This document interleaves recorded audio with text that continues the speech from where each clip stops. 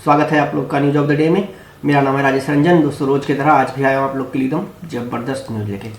दोस्तों एक राष्ट्र एक चुनाव, दोस्तों एक देश एक चुनाव का बिल कैबिनेट में मंजूर हो गया है। तो दोस्तों बात करेंगे इस पे और क्या क्या इसकी प्रक्रियाएं हैं और सरकार किस तरीके से इसे लाना चाहती है, और दोस्तों क्या रिसर्च हुआ है इस पर, और कौन सी कमेटी थी, एक नाथ कोविंद की कमेटी थी जिन्होंने कि एक राष्ट्र एक चुनाव, एक देश एक चुनाव का एक तरीके से ड्राफ्ट पूरा तैयार किया है और सरकार को उन्होंने सौंपा था। सरकार ने इन्हें कैबिनेट में लाया था, जो कि कैबिनेट से तो मंजूर हो गई है। अब सरकार इसे संसद में भी लाएगी, उसके बाद देखना है क्या होता है और इसकी क्या क्या प्रक्रियाएं होगी, सब पे बात करेंगे। बने रहिए वीडियो में।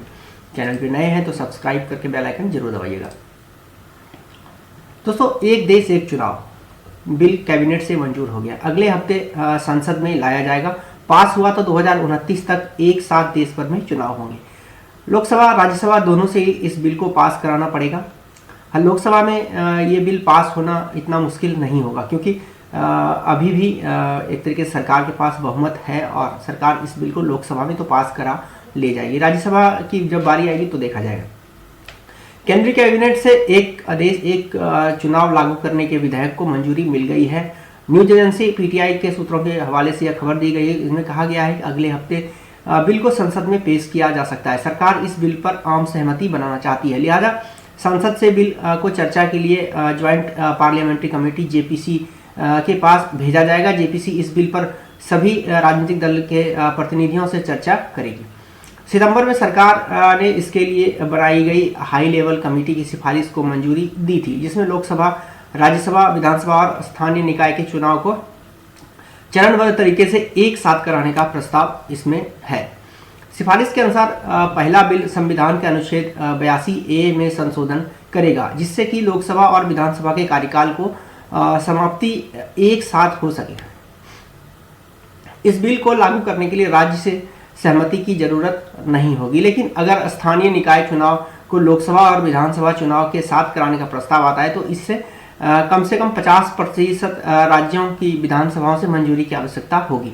बिल पास हुआ तो 2029 तक वन नेशन वन इलेक्शन हो सकता है। इनकी 3 पॉइंट के बारे में जानते हैं। कमेटी की रिपोर्ट्स के मुताबिक एक देश एक चुनाव लागू करने से कई राज्य विधानसभाओं का कार्यकाल घटेगा या फिर बढ़ भी सकता है। जिस राज्यों में विधानसभा चुनाव 2023 के आखिर में होना है, उनका कार्यकाल बढ़ाया जा सकता है। 3 विधि आयोग के प्रस्ताव पर सभी दल सहमत हुए तो 2029 से लागू होगा। इसके लिए सितंबर 2026 तक 25 राज्यों में विधानसभा चुनाव कराने होंगे। पूर्व राष्ट्रपति रामनाथ कोविंद रिपोर्ट सौंप चुके हैं। वन नेशन वन इलेक्शन पर विचार के लिए पूर्व राष्ट्रपति रामनाथ कोविंद की अध्यक्षता में 2 सितंबर 2023 को पैनल बनाया गया था। इस पैनल में इस पैनल ने 191 दिन का रिसर्च के बाद 14 मार्च को राष्ट्रपति द्रौपदी मुर्मू को अपना रिपोर्ट सौंप दिया था। चुनावी प्रक्रिया पर रिसर्च किस किस देशों से लिया गया है? तो दोस्तों 7 देशों से इस चुनावी प्रक्रिया के लिए रिसर्च लिया गया।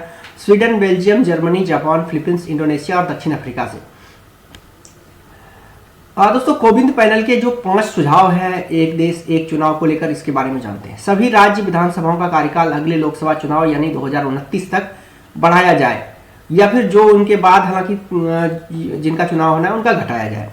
हैंग असेंबली किसी भी को भी बहुमत नहीं मिला तो नो कॉन्फिडेंस मोशन होने पर बाकी के कार्यकाल के लिए नए सिरे से चुनाव कराए जा सकते हैं। पहले फेज में लोकसभा चुनाव एक साथ कराए जा सकते हैं। इसके बाद दूसरे फेज में 100 दिन के भीतर लोकल बॉडी के इलेक्शन कराए जा सकते हैं। चुनाव आयोग लोकसभा, विधानसभा, राज्य निकाय चुनाव के लिए चुनाव अधिकारियों की दोस्तों इसमें परामर्श और सिंगल वोटर लिस्ट और वोटर आईडी कार्ड तैयार करेगा। कोविंद पैनल के लिए एक चुनाव कराने के लिए उपकरण और जनशक्ति और सुरक्षा बलों की एडवांस प्लानिंग की सिफारिश की गई है। दोस्तों इसमें एक चीज़ जो समझ में नहीं आता है या फिर जो जिस पर लोगों का काफ़ी मतभेद रहता है, वो है कि अगर किसी भी राज्य में अगर चुनाव या फिर केंद्र में अगर सरकार गिर जाती है तो क्या किया जाएगा? तो चुनाव कराए जाएंगे, पर जितना कार्यकाल बचा रहेगा उतना कार्यकाल के लिए ही दूसरा सरकार, उसमें दूसरी बार सरकार आएगी। मतलब चुनाव तो एक साथ ही होंगे पूरे देश के। अगर मान लीजिए कि कोई राज्य में अगर सरकार 2.5 साल में ही बीच में गिर जाती है तो वहाँ इलेक्शन तो होंगे, पर वो सरकार 2.5 साल के लिए ही बनेगी, अगले आने वाले इलेक्शन एक साथ होंगे। उसी तरीके से अगर 1 साल का भी रह जाता है तो भी उसी तरीके से चुनाव तो होंगे, पर वो कार्यकाल उनका 1 साल ही होगा सरकार का।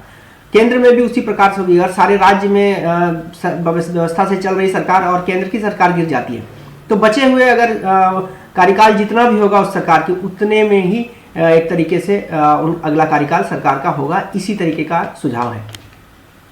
क्या है one nation one election? Bharat में फिलहाल राज्यों के विधानसभा और देश के लोकसभा चुनाव अलग अलग समय पर होते हैं।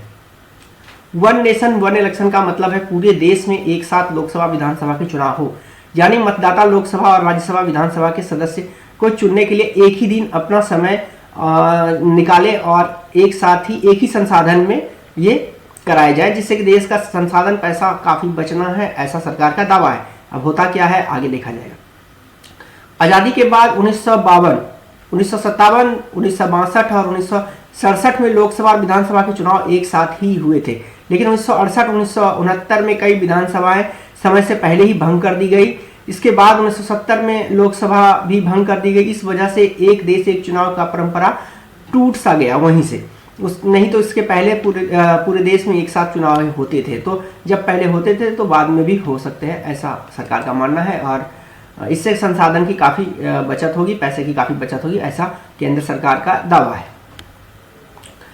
तो दोस्तों आपको उम्मीद है कि ये पसंद आया होगा। एक देश एक चुनाव का रिपोर्ट मेरा, आपकी क्या प्रतिक्रिया है वो जरूर कमेंट बॉक्स में लिखिएगा। अच्छा लगता है मेरा वीडियो तो लाइक कमेंट शेयर कीजिएगा, चैनल को सब्सक्राइब कीजिएगा, बेल आइकन भी दबाइएगा। सब लाइक सब्सक्राइब जरूर कीजिएगा दोस्तों, और बेल आइकन भी दबाइएगा। मिलते हैं किसी और टॉपिक के साथ किसी और वीडियो में।